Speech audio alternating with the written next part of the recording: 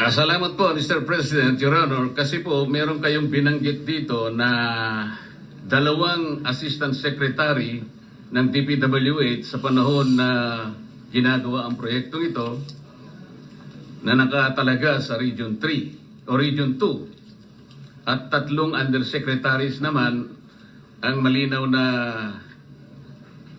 meron ding control sa budget at supervision sa panahon na ito'y ginagawa. Tama po ba? Tama po kayo, Ginoong Pangulo. Para po malaman ng ating kapulungan, maaari po bang sabihin natin kung sino po itong mga taong tinutukoy po ninyo, Mr. President, Your Honor? Maraming salamat, Ginoong Pangulo. Nagtanong na rin po kayo kung sino-sino po itong mga tao. Hindi ko nga nabanggit sa aking privilege speech. Subalit nagtanong po kayo, mapipilitan ko pong ibulgar kung sino-sino po itong mga taong responsable sa pagbagsak nitong, sa pag-collapse nitong tulay sa Kabagan, Santa Maria. Unang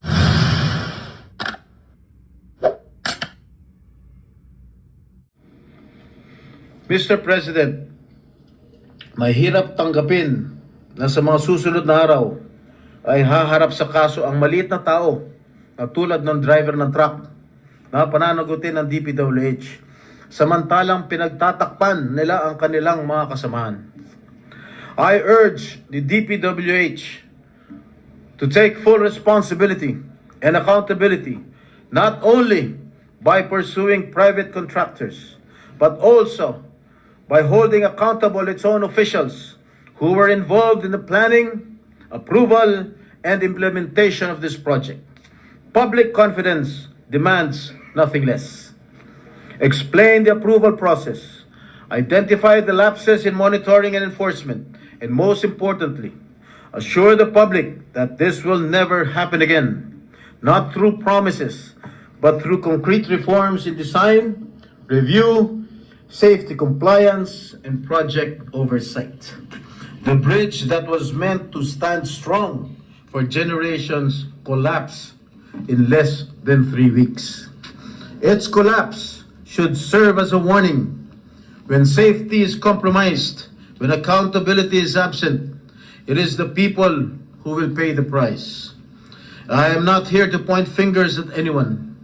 I only hope that we use this incident to mark the beginning of a renewed commitment to engineering integrity, public safety, and true accountability. Thank you, Mr. President.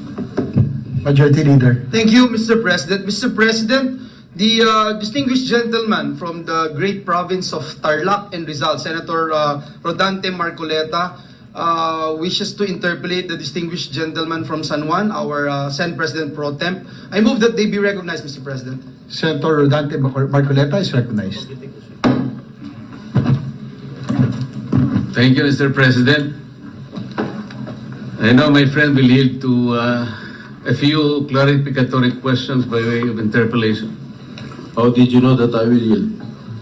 Wala ka namang choice eh. Gladly, Mr. President, I feel honored and Mr. President, I want to know if the Honorable Senator is also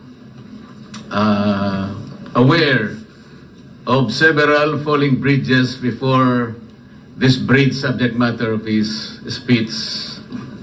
I am not fully aware of any bridge that has collapsed. May I... Here, I just my staff just gave me a list of the bridges that had collapsed in October 28, 2024. The Magapi Bridge in Balete, Batangas collapsed allegedly due to strong flood currents and the large number of uprooted trees carried by the water during Typhoon Christine. And the Bantilan Bridge, a 30-meter concrete span connecting Batangas and Quezon, allegedly collapsed on October 29, 2022, allegedly due to raging river currents and floods. And the Carlos Romulo Bridge in Bayambang, Pangasinan collapsed on October 20, 2022. The collapse was allegedly caused by 2 overloaded dump trucks that exceeded the bridge weight capacity. And the Borja Bridge collapsed on June 16, 2022. This was allegedly caused by a 12-wheeler dump truck that exceeded the bridge's weight limit, and the Loay-Clarin Bridge, I think this is in Bohol, which spans the famous Lubok River, and this resulted in 4 fatalities and 18 injuries. And the bridge under construction in Colafu, Magsaysay, Marilog District, Davao City, collapsed on February 18, 2022, while workers were filling its floor with fresh concrete. And lastly, the steel bridge collapsed in Barangay San Isidro, Mahayhay, Laguna on January 29, 2022. That's all, Mr. Chair. So, Mr. President, I think the Honorable Senator will agree that we're fast becoming a country of falling bridges. I agree with you, my good friend, Senator Marcoleta. In regard to this bridge in Isabela, subject matter of your speech, Mr. President, wala bang weighing scale or weighing station or weighing facility na itinalaga ang local government or national government para sa ganon yung lahat ng dadaan ng mga behikulo? Kasi, Mr. President, alam naman natin na Isabela ay agricultural economy. It consists something like 29.8% agriculture products at 25% industry. Kaya kinakailangan po siguro merong tagatimbang sa lahat ng mga truck na dadaan. Napakasimple naman sigurong problema ito. Bakit wala man lang nakaisip na maglagay po ng isang timbangan doon para sa mga sasakyan na dadaan? Sa aking pagkakalam po, Ginoong Pangulo, ay wala pong weighing bridge na nakalagay po rin sa Kabagan Santa Maria Bridge. Kaya siguro bigla nila pumasok itong overloaded na truck na nag-weigh ng 89.63 metric tons. Kaya po bumagsak, overweight to ng 43 metric tons. Kaya siguro bigla akong bumagsak ang tulay ng Kabagan na Santa Maria Bridge, Ginoong Pangulo. Binanggit po ninyo sa inyong speech, Mr. President, Your Honor, na isa sa nakadidismaya matapos ito'y maimbestigahan sa pangunguna ng ating kasama, Senator Alan Peter Cayetano, ay nabahala po kayo na malinaw na may kawalan ng pananagutan mula sa mga taong responsable sa pagpapatupad ng proyektong ito. Tama po ba yung aking narinig? Tama po kayo, Ginoong Pangulo. Ibig bang sabihin po ay hindi natukoy ng investigasyon ng ating kasamahan ang mga responsabling tao na mayroong kasalanan dito sa bagay na ito? Ginoong Pangulo, ang sa pagkakalam ko, fact-finding lamang po ang ginawa ng Yun nga po. DPWH. Dahil At wala fact-finding, pong mga pangalan na binanggit. Ngayon, kung ako po'y tatanungin ninyo kung sino-sino po ang magiging responsable, sasabihin ko po sa inyo kung sino-sino po itong mga ito. Salamat po, Mr. President, Your Honor, kasi po meron kayong binanggit dito na dalawang Assistant Secretary ng DPWH sa panahon na ginagawa ang proyektong ito na nakatalaga sa Region 3 o Region 2 at 3 undersecretaries naman ang malinaw na meron ding control sa budget at supervision sa panahon na ito'y ginagawa. Tama po ba? Tama po kayo, Ginoong Pangulo. Para po malaman ng ating kapulungan, maaari po bang sabihin natin kung sino po itong mga taong tinutukoy po ninyo, Mr. President, Your Honor? Maraming salamat, Ginoong Pangulo. Nagtanong na rin po kayo kung sino-sino po itong mga tao. Hindi ko nabanggit sa aking privilege speech. Subalit nagtanong po kayo, mapipilitan ko pong ibulgar kung sino-sino po itong mga taong responsable sa pagbagsak nitong, sa pag-collapse nitong tulay sa Kabagan, Santa Maria. Una-una, si Assistant Secretary for Regional Operations in Luzon, Loretta Malaluan. She succeeded Neri Bueno now Asik Bueno, as Regional 2 Director, the time when the bridge project was already facing structural problems. Siya ang nagrekomenda noong January 2021 na pondohan ang retrofitting na nagkakalaga ng 233.5 million o yung pagsasagawa ng epoxy crack repairs. In March 2022, she formally requested that the project be reclassified from a replacement to a retrofitting strengthening project given the persistent structural issues. Pangalawa po, Ginoong Pangulo, Assistant Secretary for Regional Operations in Visayas and Mindanao, Neri D. Bueno. Siya po, as then Regional Office 2 Director, Engineer Bueno was involved in the implementation of Phase 1 and Phase 2 of this project. In 2018, then Project Engineer Felipe Lingan began reporting early signs of possible bridge failure. Noong pa lang 2018, nakitaan na nitong si Mr. Lingan ng medyo malapit na magkolapso o may failure, early signs of bridge failure. These warnings were either not acted upon or were not sufficiently addressed under Bueno's leadership, which became a notable concern in later investigations. Ginoong Pangulo, yung tatlo pong nabanggit kong undersecretaries, napapangalanan ko rin ngayon. Ito po hanggang ngayon ay nanunungkulan pa rin bilang undersecretary ng DPWH. Unang-una, Undersecretary for Regional Operations si Luzon, Ginoong Eugenio Pipo Jr. Siya po ang nangasiwa ng construction ng tulay nang sinimula ng pagpapagawa nito noong 2014 bilang NOY Assistant Secretary for Operations. It was under his watch that the early stages of construction proceeded even when structural issues began to surface. And in June 2018, the DPWH engineers identified critical defects after the concrete slab was poured at span 8. Masyado na technical to.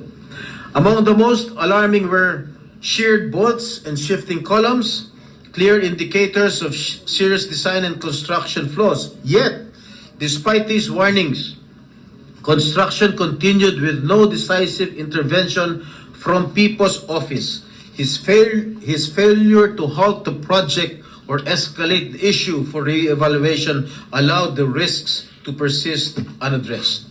Pangalawang Undersecretary for Regional Operations in Visayas and Mindanao, Ginoong Ador G. Canlas. Siya po ay Assistant Secretary for Regional Operations in the Cordillera, Regions 1, 2, 9 at 13 noong taong 2022. Retrofitting began in 2023 with 285 million allocated for structural strengthening.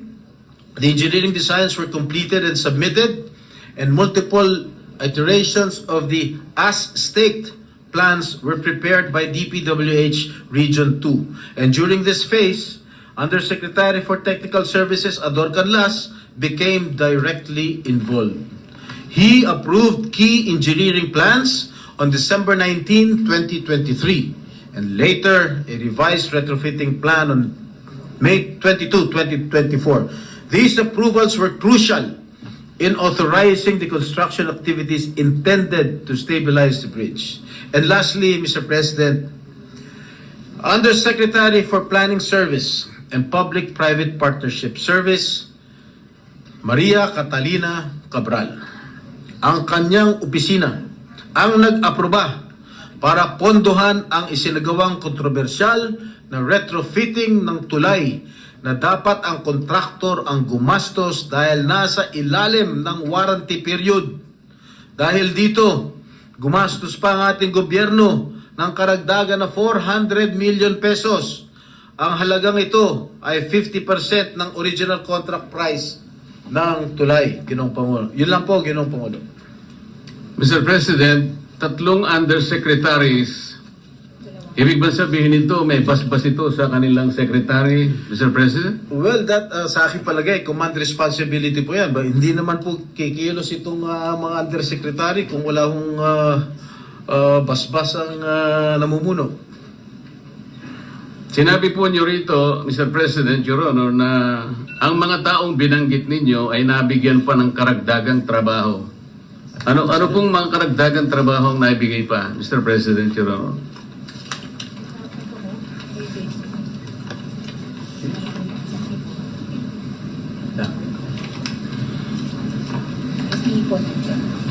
Habang binabasa po ninyo yan, karagdagan siguro impormasyon, Mr. President, meron po akong nabasang isang parang briefing na dalawa po sa binanggit yung undersecretaries parang nagkaroon po ng pagbabago, atas ng panibagong katungkulan, nagmula mismo sa tanggapan ng DPWH. Tama po kaya yun? Tama po Mr. kayo, President, Your Honor? Tama po kayo, Ginoong Pangulo.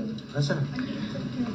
At binanggit din po ninyo sa inyong speech, Mr. President, Your Honor, na tila kayo'y nagsususpetsa at maring silang pinatutungkulan ng Pangulo nung sinabi niyang mahiya naman kayo.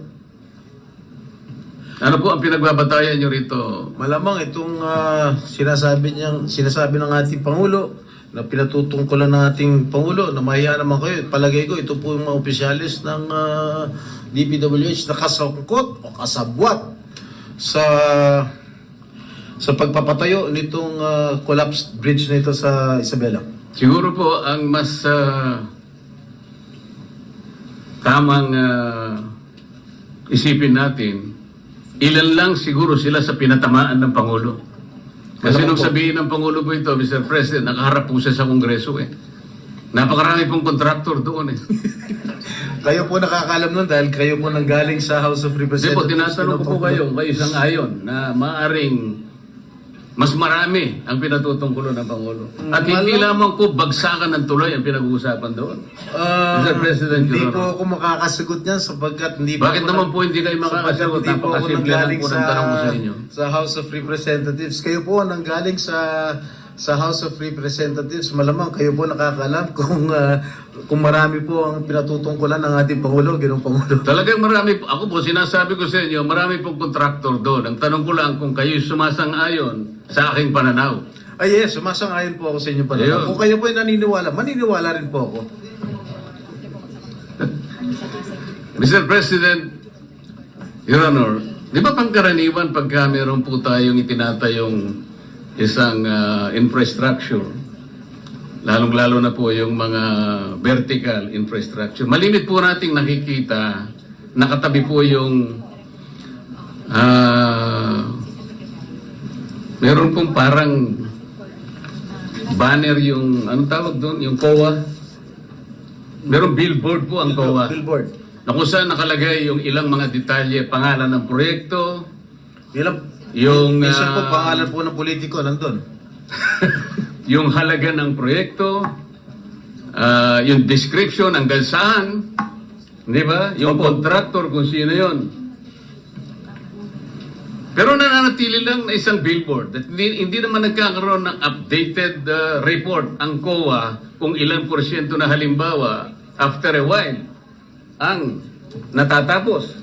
Nananatili lang isang billboard na akala mo ay nagbabantay sa project. Tama po kayo. Kaya ko po tinatanong ito, Mr. President, nangyari po ito sa Misamis Occidental. Nagtayo ng isang irregular na proyekto. Sa pondo-pondo pa lang, Mr. President, saan ka nakakita ng isang housing project ang pondo manggagaling sa DPWH? So, nung tanungin ko po yung auditor, sapagkat sila naman dapat nakabantay sa lahat ng proyekto, alam mo ba ako ito na nanggaling sa... Hindi po. Alam mo ba rin ba ako na yung titulo na pinagtayuan ng project na yan ay hindi pag-aari ng syudad? Hindi rin po. Wala ba kayo akong pakialam? Dahil kayo po ang security guard ng pera ng gobyerno. Nakikialam po. Kailan po kayo makikialam? Pagka po tapos na ang project. Akala ko baka ako ang COA ay merong preventive measures, action. Ibig mo sabihin ka ako, pag natapos ang project, natapos na po talaga ang project, ngunit ang titulo po ay pag-aari ng mga pribadong mga mamamayan. Nang tanungin ko po siya, sino ang may-ari ng project? Wala pong maisagot. Ngayon po, itong ang inyong privilege speech, Mr. President, Your Honor, ay salamin lamang ng isang napakalaking anomalya na nagaganap sa ating bansa. At salamat po sapagkat kahit na ito po ay isa lamang sa mga bagay na maaaring makapagbigay po ng alalahanin sa ating mga mamayan sapagkat ito ay pera ng bayan, lalong-lalo na po ay binabanggit ninyong mga opisyal ng pamahalaan na parang kasangkot pa sa mga pangyayaring ito, na maaaring ang pwesto po nila ay nagpalipat-lipat sa ilang mga lugar sapagkat ito pong mga listahan ng mga bumagsak na tulay. Kung makikita po nyo yung tatlo sa binanggit nyo sa Luzon po eh. Sa Makatwid po, ulit-ulit po ito. Parang napakasama pong pagsasalamin. Kagaya po ng ginawa ninyo, sabi nyo, ito pa naman ay isang symbol of strength and connectivity. Parang nasira po yung simbolo na yun, Mr. President, Your Honor. Ano po ang iniisip po ninyong gawin, Mr. President, Your Honor? Sana po ay maimbestigahan po itong sa lalong madaling panahon. Inimbestigahan na po ng ating kasama. Dito po sa inyong committee, sa Blue Ribbon Committee, sapagkat ang involved dito ay mga opisyalis ng ating gobyerno. Lalong-lalo po sa, of course, sa DPWH. At masagot ko lang po yung inyong katanungan kanina dun sa mga undersecretaries na nabigyan pa ng karagdagang trabaho. Kung kumari lang po, Ginoong Pangulo. Base sa mga department orders namin nakuha, na-promote pa ho si Engineer Loretta Maluan from Regional Director in Regional Office 2 to Assistant Secretary for Regional Operations in Luzon. Si Nery Bueno po ay dating Regional Director din sa Region 2 at na-promote bilang Assistant Secretary for Regional Operations in Visayas and Mindanao. At si Eugenio P. po ay dating ASEC lamang bago naging Undersecretary. Ganon din po si Yusek Ador Canlas. Salamat po sa impormasyon, Mr. President, Your Honor. Meron po kayong binanggit na retrofitting. Ang ibig po nyo sabihin, Mr. President, Your Honor, ito pong tulay ng Kabagan na ito ay maliban po sa ito'y ginastusan ng pamahalaan, yung retrofitting, ginastusan pa rin po ng ating pamahalaan. Opo, ginastusan pa rin po ng ating pamahalaan. Pagkatapos po ng dalawang gastusan, ito po ay bumagsak. Tatlong gastusan, hindi lang dalawa. Ang retrofitting po, ang ibig sabihin po ng retrofitting, para sa pagkakalam ko, hindi po ako inhinyero, no? Sa pagkakalam ko, is to strengthen the structure, Ginoong Pangulo. Pero, gastusan na ng gobyerno ang retrofitting, bumagsak pa rin after so many weeks. Kaya, nakakagulat at gumastos pa ho ng 400 million ng ating gobyerno for the retrofitting cost, Ginoong Pangulo. Babagsak po talaga yung retrofitting. Dapat po, sa aking palagay, dapat po ang contractor po ang dapat mag-shoulder ng expenses ng retrofitting, hindi po ang gobyerno. So, 3 beses pong gumasta ang pamahalaan, Mr. President. Opo. At bumagsak. At bumagsak ang tulay. pa rin. So, 3 beses pong nasampal ang Pilipino. Tama po kayo. Salamat po, Mr. President. Maraming Thank you.